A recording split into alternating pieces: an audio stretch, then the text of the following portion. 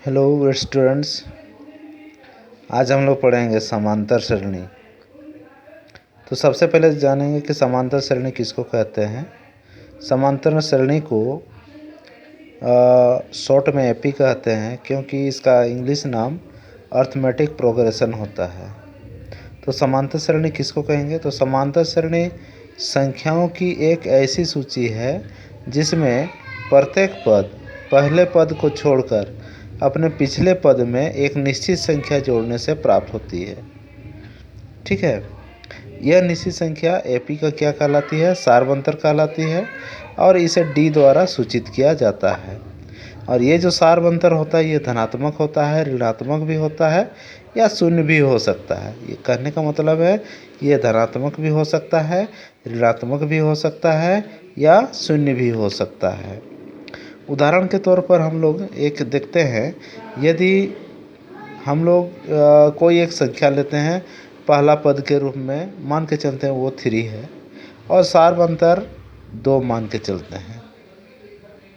तो ऐसा स्थिति में हमारा जो दूसरा पद होगा वो क्या होगा? देखो, दूसरा पद हमारा क्या होगा? दूसरा पद को देखो, पहला पद को ए के रूप में हम सूचित किए थे, दूसरा पद को A2 के रूप में सूचित कर रहे हैं। तो दूसरा पद क्या कब मिलेगा? जब पहला पद के साथ इस सारवंतर को जोड़ेंगे तब, यानी A + D। पहला पद दूसरा पद कब मिलेगा? जब पहला पद के साथ सारवंतर को जोड़ेंगे। देखो, परिभाषा में देखना क्या कहलाता था कि समांतर श्रेणी क्या है? संख्याओं की ऐसी सूची है जिसमें प्रत्येक पद अपने पिछले पद में एक निश्चित संख्या जोड़ने से प्राप्त होता है। यानी देखो, दूसरा पद वो हमको प्राप्त होगा, उसका ठीक पहले वाला पद कौन सा है? पहला पद है ना, और उसमें एक निश्चित संख्या कितना जोड़ रहे हैं? 2 जोड़ रहे हैं, तब हमको दूसरा पद प्राप्त हो रहा है। यानी A + D बराबर कितना होगा? A का मान है 3 और +2 5। फिर देखो तीसरा पद प्राप्त हुआ। कैसा कि तीसरा पद के ठीक पहले वाला पद कौन है? दूसरा पद है, यानी A2 में सारवंतर D जोड़ देंगे, तब कितना होगा? यानी 5 जोड़ 2 बराबर 7। इसी प्रकार से चौथा पद मिलेगा, फिर पांचवा पद, और इस प्रकार से प्राप्त एपी हमको क्या हो जाएगा? देखो, पहला पद 3, दूसरा पद 5, तीसरा पद 7, चौथा पद 9 और पांचवा पद 11।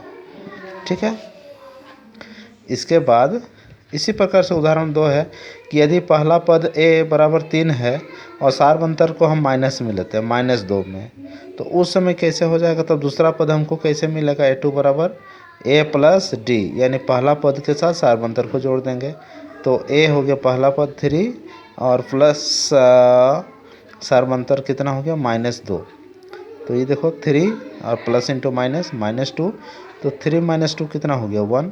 इसी प्रकार से तीसरा पद A2 + D, यानी तीसरा का ठीक पहले वाला पद कौन सा? दूसरा है, जिसको कि A2 से सूचित किए हैं। तो A2 + D बराबर कितना हो जाएगा? A2 का मान तो कितना निकला? 1 और प्लस D यानी सारवंतर कितना निकला है? -2। ठीक है, तो 1 प्लस इंटू माइनस 1 - 2 बराबर कितना हो जाएगा? -1। इसी प्रकार से चौथा पद पांचवा पद निकलेगा। इस प्रकार से प्राप्त एपी कितना मिल गया हमको? 3 1 -1 -3 -5। ठीक है, और यदि पहला पद 3 है और सारवंतर 0 है, तब देखो उस समय जब हमको प्राप्त एपी होगा कितना मिल जाएगा? 3 3 3 3 3। इस प्रकार से, यानी जो हम कह सकते हैं कि कोई भी एक एपी प्राप्त कर सकते हैं, उसमें सारवंतर धनात्मक भी हो सकता है, और ऋणात्मक भी हो सकता है, और शून्य भी हो सकता है। ठीक है,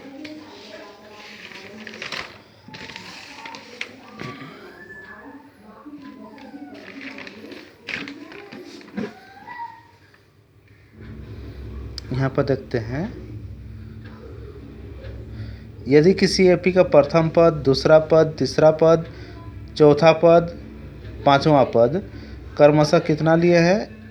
प्रथम पद को A1, दूसरा को A2, तीसरा को A3, चौथा को तीसरा को A3, चौथा को A4 और पांचवा को A5 के रूप में लेते हैं। तो कैसे हो जाता? देखो, A2 - A1 A2 minus A1 बराबर कितना हो जाएगा D।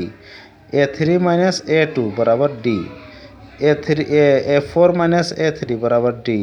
A5 माइनस A4 बराबर D। यानी कहने का मतलब है अगर इस प्रकार से हम घटाते जाएंगे तो जो अंतर आएगा वो प्रत्येक में समान आएगा।